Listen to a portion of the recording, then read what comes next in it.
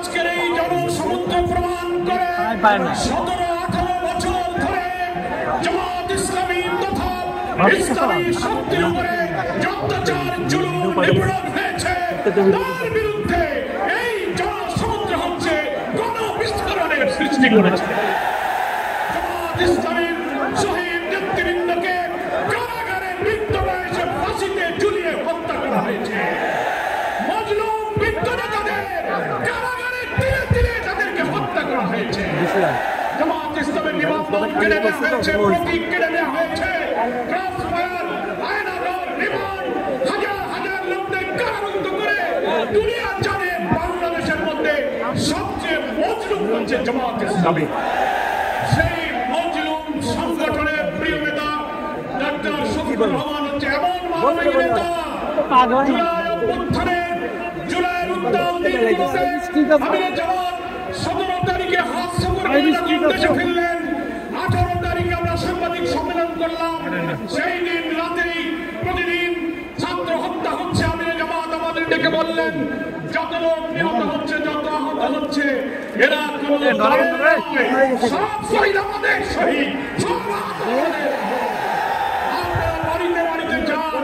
তিনি সব শহীদদের বাড়িতে বাড়িতে নিয়ে গেলেন, আমাদেরকে পাঠালেন সব শহীদের বাড়িতে, হাসপাতালে, বাড়িতে অস্ত্রসিক্ত রোগীদের পাশে তিনি ছুটে গিয়েছেন।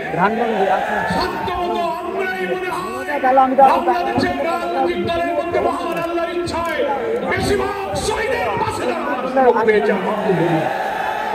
বন্যা আসলো, তারপর আমিরে জামাত বন্যা কবলিত মানুষের পাশে ছুটে গেলেন। পূজা আসলো, হিন্দু ধর্মাবলম্বী, খ্রিস্টান, সব ধর্মের নিরাপত্তার জন্য তিনি নির্দেশ দিলেন তাদের পাশে দাঁড়িয়ে যান। জামাত শিবিরের কর্মীরা তাদের ধর্মীয় প্রতিষ্ঠানগুলো পাহারা দিতে শুরু করেছে। পরে হিন্দুদের বাড়িঘর দখল, অত্যাচার নির্যাতনের বিরুদ্ধে তিনি কোনো প্রতিক্রিয়া না করে পাশে দাঁড়িয়ে তাদের ঘর বানিয়ে সাহায্য করে তাদের মানবিক সাহায্য করেছে।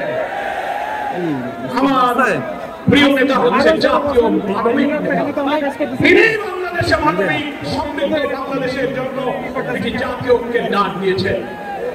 আল্লাহ আসমান থেকে নাযিল হওয়া কোরআন এবং সুন্নাহর ভিত্তিতে একটি কল্যাণ রাষ্ট্র প্রিয় নবী মুহাম্মদ মুস্তাফা সাল্লাল্লাহু আলাইহি ওয়াসাল্লাম দুনিয়ার মানুষের জন্য আদর্শ রেখে গেছেন।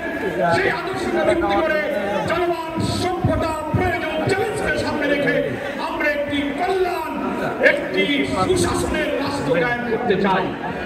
আসুন ডাক্তার শফিকুর রহমানের ডাকে সাড়া দিয়ে জুলাই অভ্যুত্থানের চেতনাকে ধারণ করে আগামী নির্বাচনে দাঁড়িপাল্লার পক্ষে তরুণ প্রজন্মের প্রথম ভোট দাঁড়িপাল্লার পক্ষে হয়।